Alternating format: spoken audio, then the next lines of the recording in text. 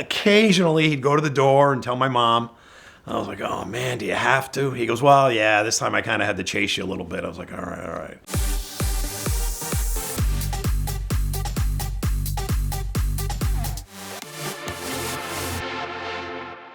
Growing up as a kid in the 70s, I grew up 70s, 80s. I was a crazy car kid, and mini bikes and dirt bikes and go-karts and boats. Grew up on the South Shore of Long Island, great town, Massapequa, New York. My dad worked in the aerospace industry, and he was one of those guys that could fix anything, build anything. Whenever somebody in the neighborhood would need something fixed, they came to our house, oh yeah, Mike can fix it, take it over there, I shadowed my dad from the time I was born, and that's probably why I'm in a position where I'm at, where I'd like to work on stuff, I fix stuff. I'm in the car business. I mean, it's just how it evolved. Starting out as a kid, your mechanical upbringing generally started either with mini bikes or go-karts. You learn how to fix them, keep them running, stuff like that. Everything was simple. It was a 1/2 inch, 3/8 Phillips head and a flathead screwdriver and a pair of pliers, and of course a hammer to fix something. You learned on fixing the lawnmower because you used to have to mow the lawn when you were a kid. But I always had a lot of mini bikes as a kid growing up, and I was 10, 11, 12 years old. Well, in my neighborhood, on the South Shore of Long Island, was the 7th Precinct, Nassau County PD. Sector car number 720. I'll never forget it as long as I live. Officer Bill Handel. He was on a first-name basis with my parents and knew me very well. I always had this cat and mouse game with him as a kid. I'd be riding my mini bike through the neighborhood, which you're not supposed to do on the street. We'd be buzzing along. Well, 3 or 4 of us had mini bikes. And we'd see that Nassau County PD cruise through the other side of the neighborhood. I got so good at jumping off that bike at 20 miles an hour and pretend I was pushing it down the street. I knew he saw me. He'd pretend not to see me. I'd pretend not to see him. He'd drive the other way. Sometimes he'd roll up on you. And occasionally he'd catch you riding. And then he was doing his job. He was a good guy. In hindsight, he was a good guy. And I was a kid. And he's like, well, shut it off, walk it home. And I had to walk the thing 1.5 miles back to my house. And he would just idle behind you in the car. Get to my house, and usually I'd be walking it up the driveway. He'd peel off. Occasionally, he'd go to the door and tell my mom. I was like, oh man, do you have to? He goes, well, yeah, this time I kind of had to chase you a little bit. I was like, all right, all right. That went on for a while. And I kind of fizzled away as I got a little older. I got away from mini bikes and moved on to cars. And, occasionally he'd pull us over for, driving a little too fast in the neighborhood and, drag racing and street racing, which, back in the day you did, even though it's not the right thing to do, but we did it growing up. And that was it. And then, life moved on. I grew up, I went into service, left my neighborhood, got married, raised a family, and that was it. Fast forward to probably 20 years ago, which is probably 25 years from the last time I saw him, maybe 20 years from the last time I saw Officer Bill Handel. I'm in a shopping mall around Christmas time. And I'm standing in line, and there's an older gentleman and his wife over there in the next lane. The place is packed, at the cashier, and he keeps looking at me. And I'm looking at him going, God, I think I know him. I said, maybe, they're older. I said, probably friends of my parents or something. And looking, and we kind of come up to the register about the same time, right? I'm checking out, buying Christmas gifts for the kids and everything. And he's doing the same thing with his wife. And we walk off the side. He goes, excuse me. He goes, are you Joe Petralia? I'm like, yes, sir, I am. And he goes, you don't know me, do you? You recognize me, do you? I'm like, I thought maybe you're friends of my parents or something. He goes, Officer Bill Handel, Nassau County PD. I'm like, Handel, because that's what we used to call him.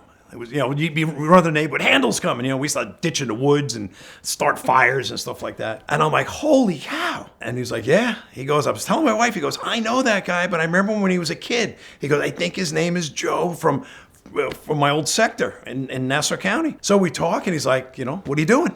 I said, I'm married, couple kids. I said, well, at that time I had one kid. I said, married, I got a kid. I said, we live here. I said, what are we? He goes, I'm retired. He goes, we're up visiting the family. I live in Florida now. And he goes, we're doing a little Christmas shopping. He looks at his wife and he goes, you see this guy? He goes, he ran the outlaw mini bike gang around the neighborhood when he was a little kid. He goes, he had 4 or 5 of his buddies. They all thought we never saw him. He goes, they'd ride these things all over town. We'd get complaints middle of the night and hot summer nights and stuff like that. They're buzzing around the neighborhood, causing havoc. And he goes, we nicknamed the outlaw mini bike gang, which I never knew. I never knew that the couple of cops in the neighborhood, that's what they used to call us. It's funny how life goes on and you run into somebody from your past like that. So it brings me back to when I was a kid. I started thinking about everything. Well, now this is 20 years ago. Now fast forward to probably 5 years ago. And the mini bike rage is like a big thing now. I got back into playing with mini bikes. And the caveat to this whole story was the mini bike I got busted on from him as a kid many times. I ended up finding and buying back 5 years ago, 40 years later. I'm on a mini bike site. I put a word out. This is what I'm looking for. It was a Stella mini bike. They were made in Plainview, New York. And I said, I want the original style mini bike I had as a kid. I got a message from a guy in Jersey, another big mini bike guy in one of the big mini bike groups. He goes, yeah, Joe. He goes, my brother's got one. He goes, and he picked it up on Long Island years ago. I'm like, send me pictures. So he sends me pictures of the thing. I'm looking on my phone. I'm like, hey, do me a favor. I said, where the motor plate is, I said, zoom in where the hole for the chain goes to the rear wheel. He goes, why? I said, I think that's my old mini bike. He zooms in, plate's got a twist in it. I'm like, where'd you buy this bike? He goes, Hicksville, New York.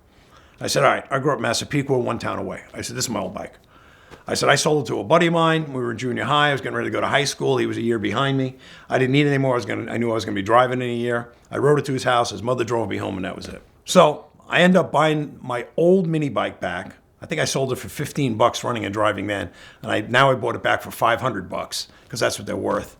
And I get my old frame back. And since I've gotten it, it's not restored yet. It's been on the back burner, but I got to do it. I've collected all the parts I needed for it to bring it back to original. Once I got it back to me in Phoenix, I immediately scraped the frame because it was black.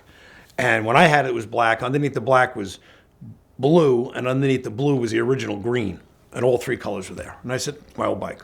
So what are the chances 45 years later of finding your old mini bike? So that's my project. Me and my son are going to restore it. That'll be the last mini bike I do, and ride it and then clean it up, take all the oil, take all the fuel out of it, and I'm probably going to put it in my den and hang it off the ceiling or something. My wife's like, you're not doing that. I said, yeah. I'm at the age of my life where now I'm starting more and more relive my youth. It's fun.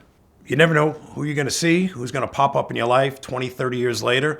It was just an interesting time in my life growing up. The 70s was a good time to grow up and be a kid. You know, there was so much stuff going on. You had no computers, you had no smartphones, you had no social media. You had to go out and play. You had to climb trees. You had to fall and get hurt. You had to break bones.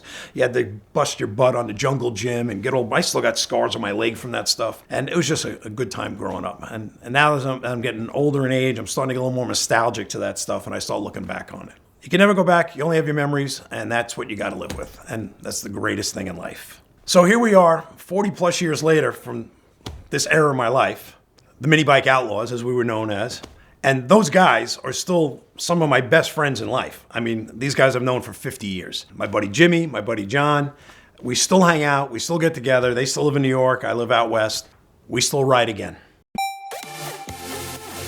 If you get a ticket, the first thing you should do is text a picture of it to 305-305.